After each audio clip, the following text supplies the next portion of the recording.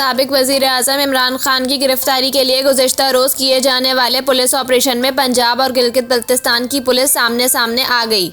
गुज़िश्ता रोज़ इस्लामाबाद और पंजाब पुलिस के ऑपरेशन के दौरान पुलिस और पीटीआई कारकुनान में शदीद झड़पें हुई, जिसमें डीआईजी इस्लामाबाद समेत कई पुलिस एहलकार जख्मी हो गए, जबकि पुलिस ने भी कारकुनान पर लाठीचार्ज किया और इन्हें मुंतशर करने के लिए आंसू गैस की शेल फायर किए।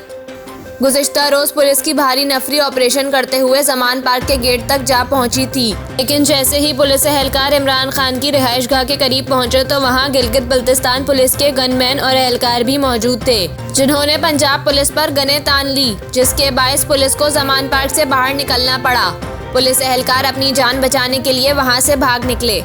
नुमाइंदों के मुताबिक दो सूबों की पुलिस के आमने सामने आने पर रेंजर्स को तलब किया गया।